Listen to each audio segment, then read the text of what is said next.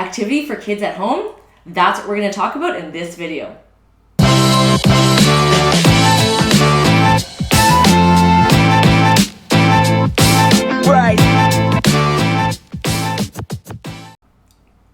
Hi, this is Melody Wilson with the Real Life team at Remax Elite, and today I'm talking to you as a mom, and I don't know if you know this, but I'm also a homeschool mom. Of course, my husband does a majority of homeschooling, but we're all in it together, and we are going to share today on some things to do with your kids at home, some activities for the kids to do. But before I start, don't forget to click the subscribe button to make sure you don't miss out on any of the videos that come out each week. So in this video today, I'm going to talk to you about 8 different ways that we can provide some activities for your kids to do at home. So the first thing I would highly recommend is to learn some routine. Now, you don't have to be a Nazi and have a schedule minute by minute by minute. However, you have to consider how you are as a mom or a dad. If you are that kind of person that needs that structure to the point where you need to put out a schedule, I highly recommend what I've learned that's worked over the years is when kids know what to expect, then they're going to be able to be kids that are a lot more manageable, not so crazy and all the way out there. Kids all need structure, but we don't need to have super regimented structure. So at our home, we always start by having breakfast. It's a thing that everyone knows to do, and I'm sure you do this on a regular basis, but you're just not conscious of this. The kids go up, they have their breakfast, and then we have them do the dishes, put the dishes away, and that's a routine right there. So if you want to, put a schedule on the wall and kind of say, what are the things that you're going to do for that day, it's really important. Another important thing too is even if you're staying at home, it's really important to remember some self-care. And so you need some routine yourself. Get up in the morning, get dressed as if you were to leave the house. Do what you do to leave the house, because that'll make you feel more mentally healthy for your family and for your kids. So the second point is, I kind of touched on the first one, is chores. So these are kids' activities for kids to do. They might not think they are having fun doing it, but they are going to be fun. So for chores, I highly recommend thinking about age-appropriate chores. All children can be helping out with chores as young as 3 years old and up. We've had the kids do things. So our younger kid can put away the utensils from the dishwasher. That's an easy task for her to do. She will take some dishes out of the dishwasher, and then our oldest one will actually put them away because the cabinet is too high for her to reach. The older kids are in charge of loading the dishwasher, and they're in charge of actually hand washing and drying and putting away the dishes. So it's all age appropriate in terms of what you need them to do.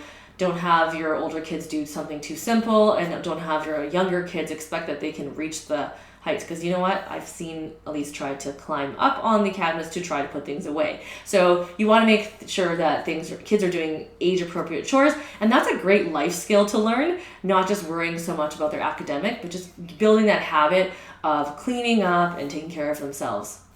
The third activity for the kids to do around the house is also all related. It's helping around the house. So I know we talked about chores, and that is helping around the house, but I'm also talking about things like helping mom or dad cook dinner. That's a life skill that's great. So again, age appropriate. If they're younger, they can help you get things or just watch you and help you when you're able to. Just try. I know that it's easier sometimes to just do it yourself, but it's really awesome in terms of building that relationship with your kids to have them involved. Our middle child loves baking, and so he can do that all on his own. He loves doing that to help around the house. You can also have the kids help with laundry. I know that it's not super fun for them, they think, but we all have to have a proper mindset when we're coming towards this, right? Because you don't have to have the mindset of this is going to be not fun. So the kids can take laundry, they can do them, we can all sit in the same room and fold laundry together so that it's more of a family thing, and then they can, once they're done folding the laundry, then they can take it to the room and put it away.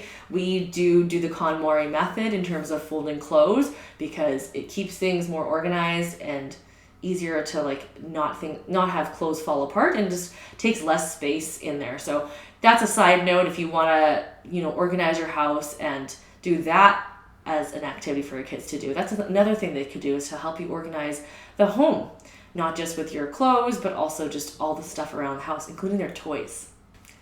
Okay, so now you're wondering, Do you do anything fun for your activities for kids to do at home? Of course we do. So I wanted to touch base on those things because those are still important activities for kids to do, but we can also play games with them. We are a board game family, actually a game family. So board games are a fun thing for our kids to do. They can play games with themselves and they can also play with the family. Don't forget that you need to take care of yourself too. So if this is time that you need away, then go ahead and take that. But also don't forget to involve yourself and play games with the family. The kids really means a lot to them and it's just a fun time. We play card games. Dutch Blitz and Uno and Skippo are really popular games in our household. We haven't played Five Crowns in a long time, but that's also fun. There's fun scorekeeping apps that we use. The one's called Pointedly, and that app is able to keep track of scores instead of us using paper, and then it tracks who's winning. Just a fun little thing the kids like to do. And the board games are just a ton of fun just to figure out what games to learn. And sometimes it's nice to have games that are just for the adults too, not just for the kids. So when you're at home and you're playing games, don't forget about the old school games that we used to play as kids, like hide and go seek. That's a fun one. And depending on how big your house is and how big your family is, sardines is another fun game to play. So I don't know if you've ever heard of sardines. One person goes into the home, finds a hiding spot that's going to be able to fit everyone. So that's probably not really good for social distancing. But it's a fun game because then when someone else finds them, then they have to be quiet and stay there. And so the last person to find everyone is, well, the last person. But it's a fun game to play. You can also play that outside one day in the summertime. So the fifth thing of an activity for kids to do is reading. Reading is such a great time to keep the house quiet and peaceful and bring calm into the home. So you as an adult can grab a book to read while your kids read. The library is a great place to do it. And there's also a bus called Daisy, I think it's Daisy something bus. I'll put the link right here. And she comes to your house and it's a bookstore for new and used books to grab books. But I'll guarantee you, in our first world society, I think a lot of us actually have a lot of books at home that we could find and read and have that time, 30 minutes to an hour, just to quietly spend time reading, looking at magazines, spending that time just to unwind your brain from any activities or screen time. So the sixth activity that you could do is more of an educational activity because I know that a lot of people want to make sure their kids are getting formal education. And I just want to tell you as a homeschool mom, it took us years to figure out what was a good balance between everything. A big tip that I would give you is that you want to have that enjoyment of your family and not stress that relationship to have to be so schooly at home.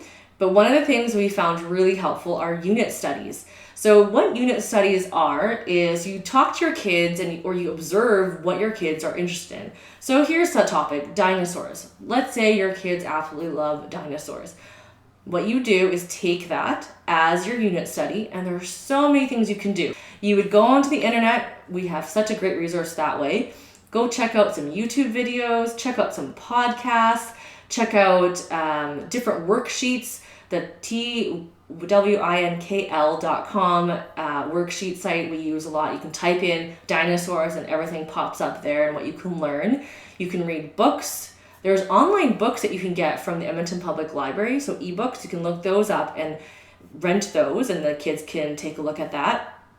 And you can also, there's also some educational websites that you can do educational games and learning. So I'll put the list in the description below, but you will see that there are so many different sites you can utilize to supplement that topic. And so that's one of our funnest ways to learn because you can do arts and crafts. So you can draw things, you can make like a little model, you can use Lego to do things. There's so many things you can do with unit studies. And so I would highly encourage that you take a look and see what are good age-appropriate activities because younger ones can do kind of a coloring and maybe the older ones can write a sentence or two or a paragraph, or the even older ones can do a more formal essay on the topic. So there's so many things that you can do. It's so flexible. That's why we love it for being able to teach all grade levels.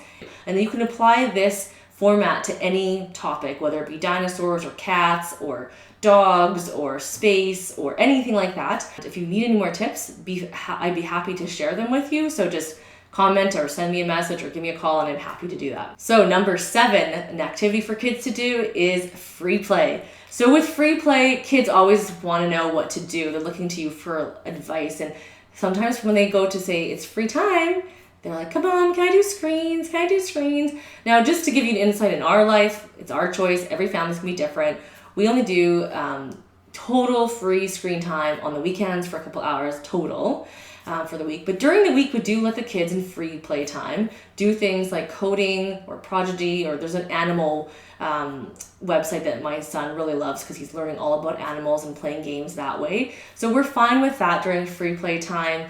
They can do arts and crafts, but I highly recommend just having a whiteboard or a list of just activities that you find acceptable for free play that you're comfortable with, and the kids can just choose and they can have their own choice of what to do.